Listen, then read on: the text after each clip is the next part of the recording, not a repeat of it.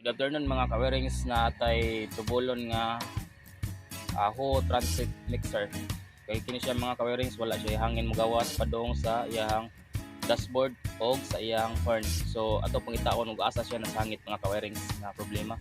So mao na yung solenoid sa horn, mao na siya input padong sa horn gikan sa tangke sa hangin sa lalom, mao na siya mga ka-wirings. Ayang dashboard ka-wirings mao na mawagtang na siya kung mapuno na, if ever puno ang hangin. So wala.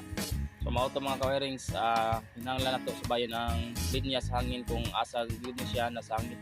So atong ni siyang i-direct pagkuha tag V+ sa battery para mailhan natong mga solenoid kung okay ra ba.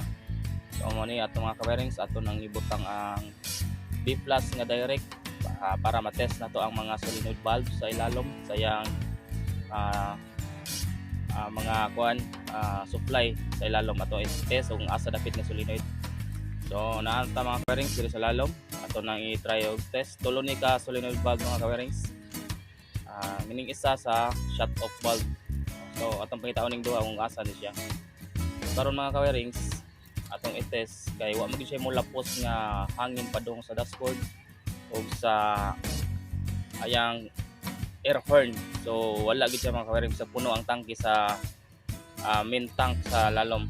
So karon atong subayon kung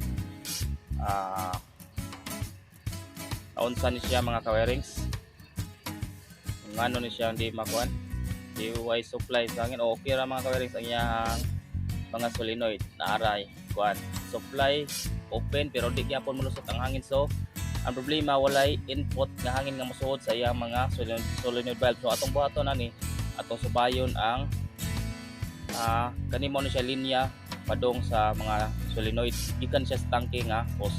Ano siya main air. So atong tanawon sa yang tangke mga ka-wirings, mo niya tangke na siya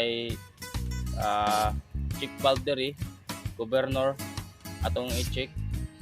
Uy mga ka-wirings, mabantog ra kay bali ang iyang check valve. So wa siya hangin mo gawas kay bali man. So na-trap siya ang hangin, so wa siya exit sa hangin padong sa mga solenoid. Mao ni siya nga problema mga ka-wirings. So bantayan nato mga ka-wirings sa pagtaod sa governor kung if ever mabali na siya mga ka-wirings, wa gyud siya mugawas nga hangin padong diri sa hosa mainline padong sa mga solenoid valve. So mo na bantayanan kayo pagtaod sa check valve mga ka-wirings. Na siya arrow mga ka-wirings, ang arrow padong na siya sa gawas output. So ang gibuhat nila pagtaod sa akong mga kaubanan ni kay napadong sa tangke hinuon ang kuan tanaw mga ka-wirings ang check valve. Ano siya arrow mga ka-wirings to, ano siya check valve governor, mao na siya. So diha ka mag-adjust sa hangin. So karon nabalin lang taod mao nang way hangin ni gawas padong sa horn. So ato na lang ibalik mga ka-wirings ang linya sa hangin. So atong tanawon sa solenoid o okay na mga ka-wirings, naanay hangin na medyo naana siya hangin ni gawas mga ka-wirings. Kanina kay wala gid mga ka-wirings, so zero gid siya. So karon na mga ka-wirings atong pagbali sa check valve or governor. So mga ka-wirings ato na itawon mga ka-wirings, tanawon to sa dashboard atong i-on ang switch o atong pandaron wala mga ka-wirings, atong i-start. Okay ba? Start. Okay, awag tang na siyang stop mga ka-wirings if ever puno ang hangin sa tangke. Mutulod ang iyang sensor na mo na mapalong o mga ka-wirings, napalong na mga ka-wirings. So okay na, good na mga ka-wirings, 100% done job. So mga ora na mga ka-wirings atong buhaton, ginanglan subayon nato ang linya sa hangin ug asa siya nasangit.